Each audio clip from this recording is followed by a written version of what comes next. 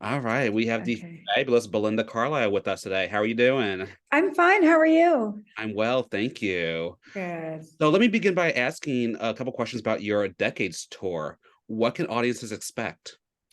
Well, I mean, songs from most of my solo albums, not the chanting album or the French album, but the other ones, and a few go-go songs, and probably a couple of songs off the new EP. Okay, So cool. it's a I have a lot of material to draw from.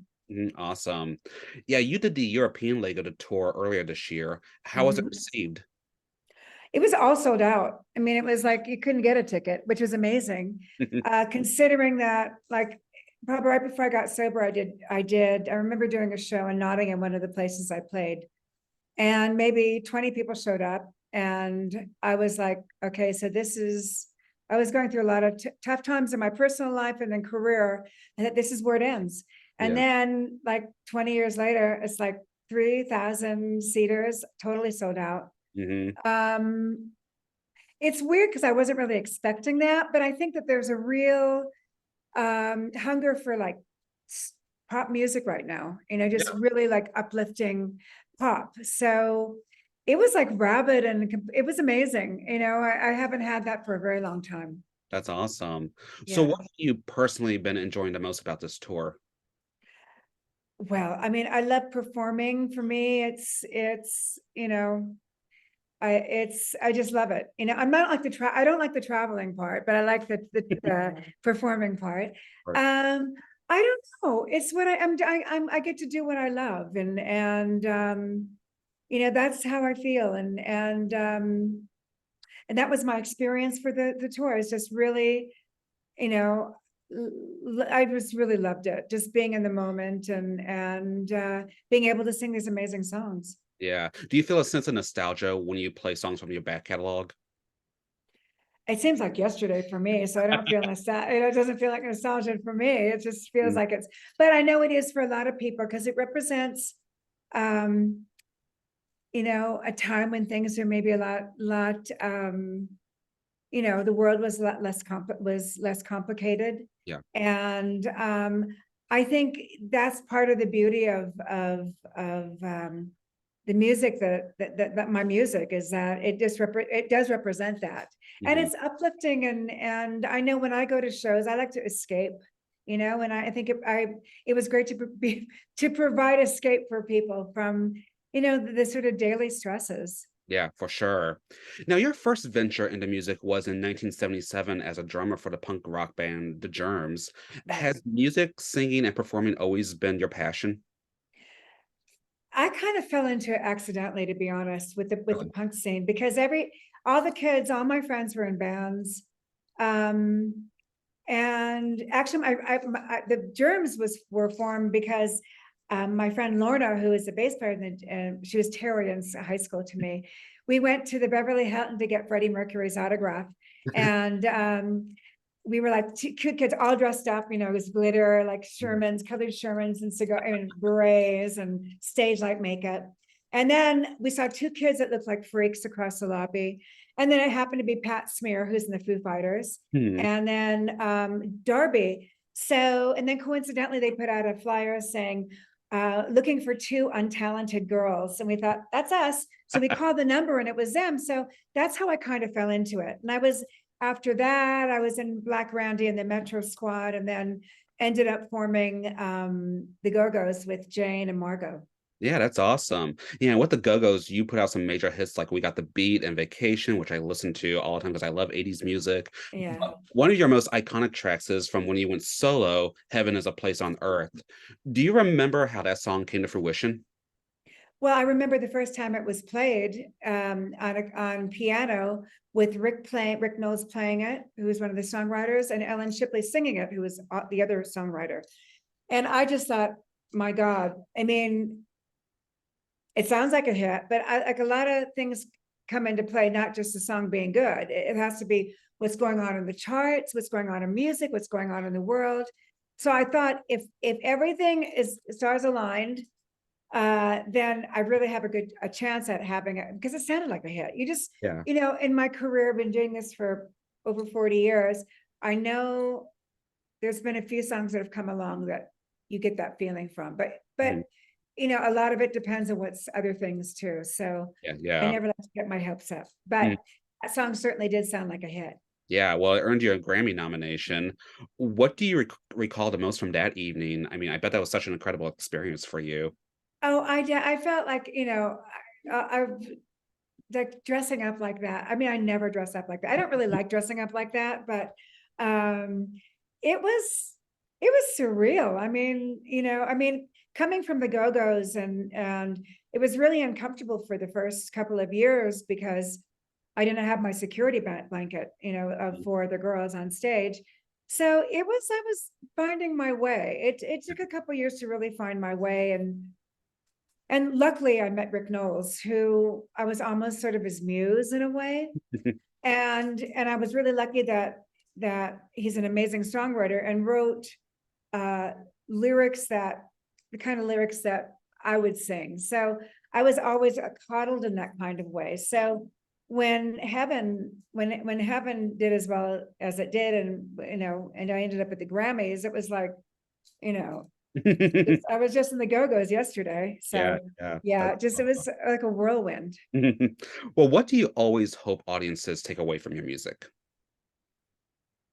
That they're good, solid pop songs. I think pop, you know, a lot of people write off pop music as being sort of frivolous and silly, and I don't think it is. I think it's really hard to write a great pop song, Mhm. and I think that that kind of music, like I said earlier about escape and like being uplifted, um, I would hope that people are really uplifted by my music, and I know how I feel when I'm uplifted by music that I hear, and I love to know. I would it really sort of um, I would love to be able to give that to people too, Yeah, and I think my music does do that.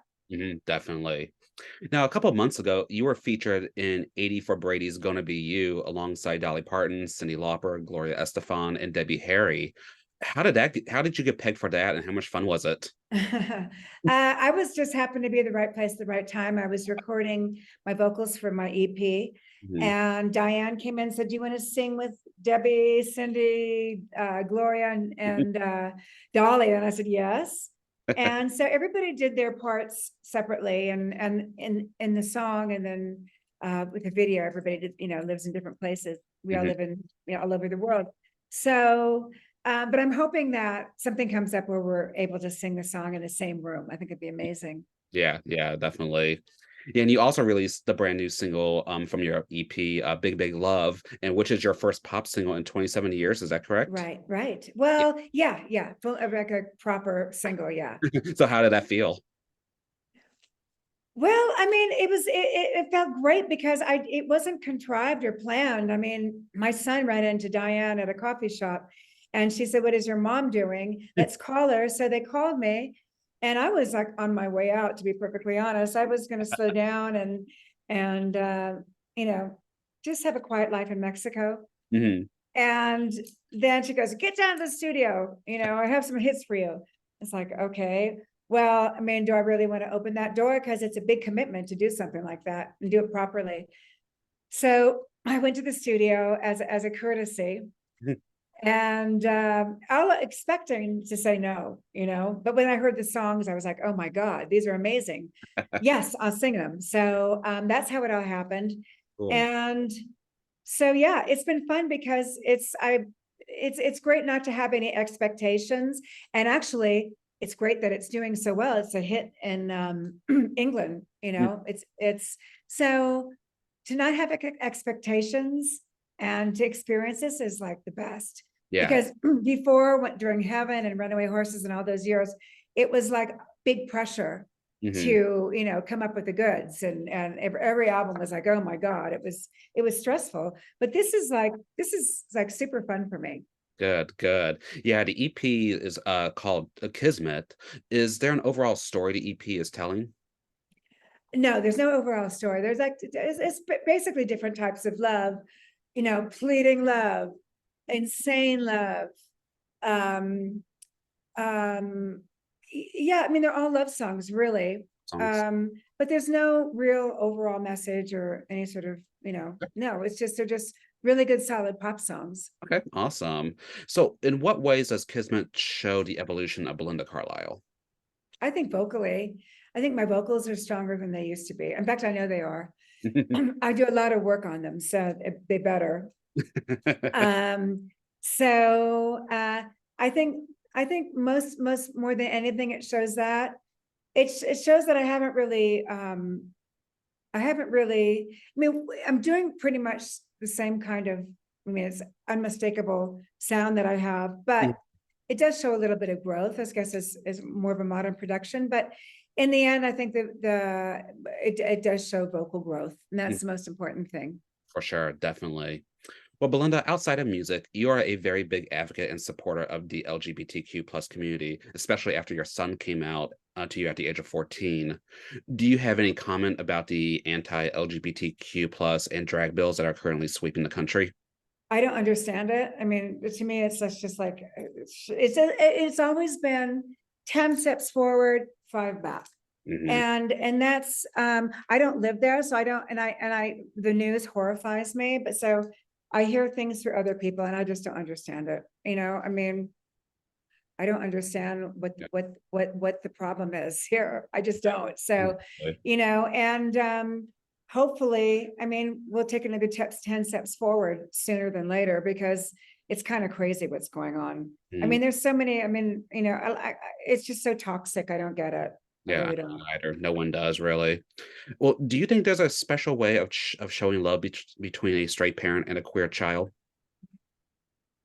I think support. I think that's the most important thing. And it was funny when my son came out, I always kind of knew anyway, it wasn't like a big surprise. Yeah. So, but I mean, it still is really intense when they come out, because you just go to, what kind of world is this going to be for my child, my gay child. And I think that total acceptance, which is, he was on, he was being coached by PFLAG, which I'm a big supporter of PFLAG, because I think that's really important for kids. A lot of kids don't get that support from their parents when they come out. And I don't understand that either. I really don't. But I mean, he said something to me like, when he came out, I was like, I like boys. I was driving and I had to pull over, and I was like, okay. And he said, but my sexuality doesn't define me. And I said, that's absolutely true. So my son is way smarter than me and way more evolved than me. But I think it's I think the most important thing, the relationship between, of course, a parent and a queer child is support, acceptance, and love. I mean, the world is going to be more difficult for them no matter what. So it's important to support them. For sure, definitely. Well, what are some future goals you hope to accomplish with your career and platform? I don't have any, to be honest. Just I really don't. No, the only thing I want to do now is have a donkey sanctuary. So that's my next big project. Yeah. But that has nothing to do with music. I don't know.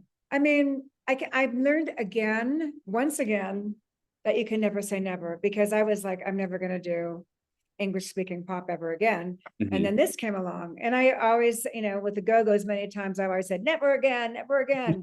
And then I do it again. So I just, I don't know. I mean, career wise, I think I'm very, very happy that where I'm at. I don't have any great grand schemes. As far as my career goes, my only scheme is my donkey sanctuary, to be perfectly honest. That's what I'm working on. That's what I'm chewing on now. Okay, awesome, fantastic. How can one stay up to date with you? I think the best way is my Facebook. I haven't looked at my website for years, so I have no idea what's going on there. But I do know that I have a Facebook page that I don't ever see it, because I left Facebook and they won't let me access my own page. So, but it's well run and it's really up to date, and I do feed posts and stuff to them. So Cool. So are you on Twitter, Instagram, TikTok, anything like that? I think I'm on Twitter. I'm not, you know, they have, and then TikTok, I don't know. So I'm on Instagram. I Instagram? know Okay. I'm on Instagram for sure. Because Okay. I do post. It's travels underscore with underscore Mrs. underscore Mason.